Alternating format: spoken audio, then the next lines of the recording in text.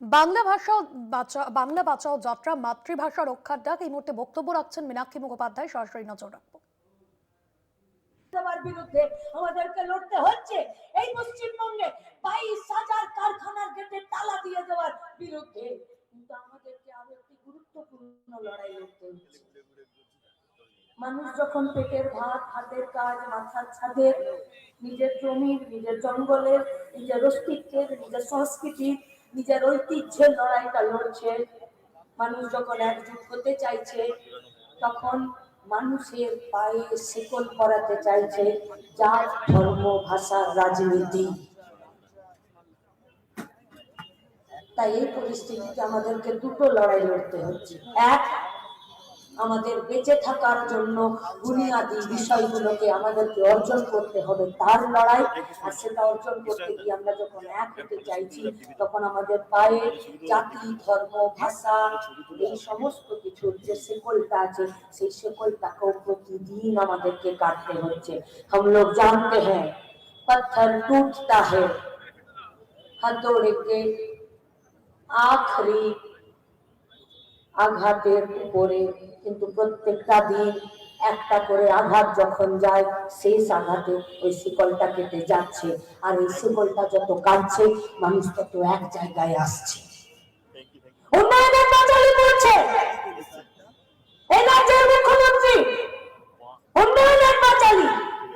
झूठा बात बोलती है, हिंदी में कहावत है, झूठों ने झूठों से कहा झूठ मत बोलो, अंदर झूठों का नगरी बैठी है और ये झूठे बोल रहे हैं कि झूठ मत बोलो। उन्नयन पांचाली বলেছে রাজ্য সরকার আর মিথ্যে কথা বলেছে, মিথ্যাচারিতা করেছে। বলেছে এই গোটা 15টা বছরে 2 লাখ বেকার ছেলে মেয়ের চাকরি দেবার নাম করে, যেখানে 15টা বছরে 30 লাখ ছেলে মেয়ের চাকরি দেবার কথা, সেখানে দিদিমণি ভানুর জোকের কাছে ইন্সপায়ার্ড হয়ে গেছে। ভানু বন্দ্যোপাধ্যায়ের বিভিন্ন জোক ছিল, মজার গল্প ছিল, শুনেছেন তো?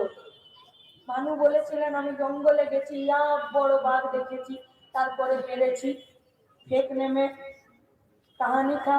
তো তার স্ত্রী বলেছিল যে আমি যখন কেসে দেবো, গলা খাকারে দেবো, তুমি একটু কমে যাবে।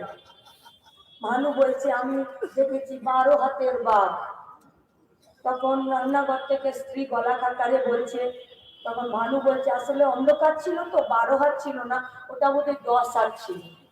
তখন তার বউ আবার গলা খাকারেছে, তারপর বললো আসলে শোনো, খুব গভীর ঘন জঙ্গল ছিল তো, ওটা বোধহয় 10 হাত ছিল না, তবে 8 বা 6 হাত ছিল।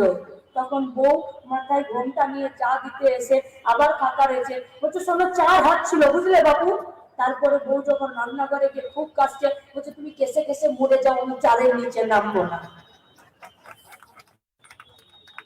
পশ্চিমবঙ্গের তৃণমূল কংগ্রেসের সরকার, যারা এই সরকারটাকে পরিচালনা করছে, প্রতিটা দিনে পশ্চিমবঙ্গের 100 দিনের কাজের টাকা লুট করেছে, প্রকল্প কর্মীদেরকে দাসের মতন খাটিয়েছে, গিগ ওয়ার্কারদের সামাজিক সুরক্ষা দেয়নি। সেই পশ্চিমবঙ্গে রাজ্যের মুখ্যমন্ত্রী মমতা ব্যানার্জি মিথ্যাচারিতা করেছেন। যেখানে 15টা বছরে 30 লাখ বেকার ছেলে মেয়ের কাজ দেওয়ার কথা ছিল, সেখানে তিনি বলেছেন যে আমি 2 কোটি ছেলে মেয়ের কাজ দিয়েছি। যেখানে হিসাব করলে দাঁড়ায় প্রতি বুথে 248 জন। এইখানের মাঠে যারা উপস্থিত আছেন, একজনকে হাত তুলে বলুন পেয়েছে আপনার বুথে 248টা ছেলে মেয়ে কাজের সন্ধান? কেউ একজন হাত তুলে বলুন। রাজ্যের মুখ্যমন্ত্রীকে সত্য প্রমাণিত করার কিছু দায় আমাদেরও থেকে যাক, নেই। রাজ্যের মুখ্যমন্ত্রী রাজ্যের এই শিল্পের ব্যবস্থা, রাজ্যের এই 100 দিনের কাজকে লুট হয়ে যাওয়া, তার জন্য গোটা রাজ্যের আমাদের বেকার ছেলেমেয়েরা বাইরের রাজ্যে পড়ে আছে পরিযায়ী শ্রমিক হিসাবে। কি হবে তাদের? এই গোটা বাংলা বাঁচাও যাত্রায় আমরা পরিযায়ী শ্রমিকের সহায়তা কেন্দ্র করেছি। আমরা বলেছি পরিযায়ী শ্রমিকদেরকে আমরা 3 ধরনের কাজ দেবো।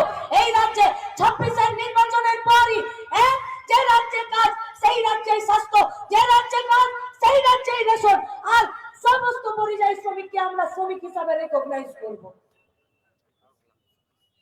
সমস্ত অংশে যারা অসংগঠিত ক্ষেত্র আছে, कोई ट्रक चलाता है, कोई टोटो चलाते हैं, कोई ऑटो चलाते हैं, কেউ হোটেল রেস্তোরাঁতে কাজ করেন, কেউ প্রকল্প কর্মীতে কাজ আছেন, সরকার তাদের দায়িত্ব নিতে চাইছেন না।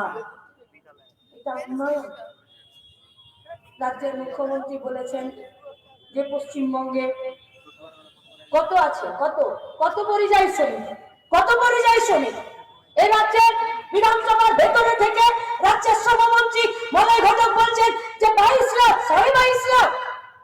अरे हमसे पूछो, हमारा पार्टी से पूछो, लाल झंडे वाले श्रमिक संगठन से पूछो, कोरोना में रेड वॉलंटियर के जरिए काम करने वाला नौजवान और स्टूडेंट फंड से पूछो कितना है परिযায়ী শ্রমিক, कितना है प्रवासी मजदूर। আমরা তোমাদেরকে তালিকা দিচ্ছি। বিনা তালিকায় লুটের রাজত্বে রাজ্যের মুখ্যমন্ত্রী ঘোষণা করলেন উন্নয়নের পাঁচালীতে যে আমরা পশ্চিমবঙ্গে 31 লক্ষ পরিযায়ী শ্রমিককে 5,000 করে টাকা দিয়েছি। আজকে আমাদের এই কথা যারা দূর থেকে শুনছেন তাদের কাছে আমাদের একটাই কথা রইল, কেউ যদি পরিযায়ী শ্রমিক 5,000 করে পেয়েছেন রাজ্যের আমাদের পার্টিকে আমাদের দপ্তরে এসে জানাবেন, দয়া করে জানাবেন। আর যদি জানাতে না পারেন, যদি বলেন যে না আমরা পাইনি, তো আমরা আপনাদের কাছে কথা দিচ্ছি, আমরা কথা দিচ্ছি।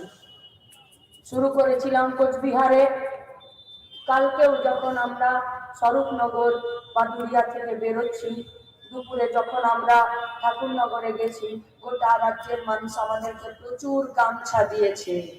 এই সব কটা গামছা ওদের গলায় দিয়ে পেটে হাত ভরে মানুষের টাকা বের করে গরিব মানুষের হাতে তুলে দেবার দায়িত্ব আমাদের। লড়াই হবে। উন্নয়নের পাঁচালী বলছেন, আর আপনার অপরাধের পাঁচালীটা কি হবে? কি হবে অপরাধের পাঁচালীটা? স্কুল বন্ধ করে দেওয়া, মদের দোকান খুলে দেওয়া, লুট করা, আমাদের এখানে রাস্তায়ত্ত ক্ষেত্রগুলোকে বন্ধ করে দেওয়া। আর্জি করে আপনার একজন সরকারি ডাক্তার, আপনার একজন সরকারি ডাক্তার, আপনার হসপিটালে আপনি যেখানে স্বাস্থ্যের মন্ত্রী, আপনি যেখানে পুলিশের মন্ত্রী, আপনি যেখানে রাজ্যের মুখ্যমন্ত্রী, সেখানে আপনার সরকারি হসপিটালে আপনার একজন সরকারি কর্মচারীকে, তিনি একজন ডাক্তার, তাকে লুট হয়ে খুন হয়ে যেতে হবে। আপনার হসপিটাল সাগর দত্ত ডেড বডির চোখ খুবলে নিচ্ছে। আপনার হসপিটাল আজিকর, আপনার প্রিন্সিপাল সন্দীপ ঘোষ ডেড বডির সাথে পর্ন ফিল্ম বানিয়ে বাজারে বিক্রি করছে।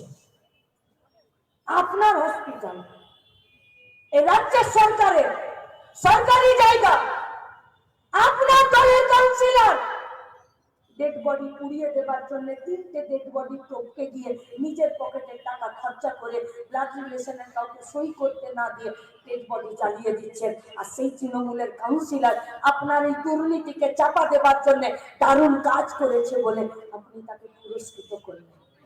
একটি রেপ হয়ে যাওয়া, একটি খুন হয়ে যাওয়া মেয়ের ডেড বডি যাতে ফিরে পোস্টমর্টম না হয়, কারণ গোটা রাজ্যে ততক্ষণে আগুন লেগে গেছে।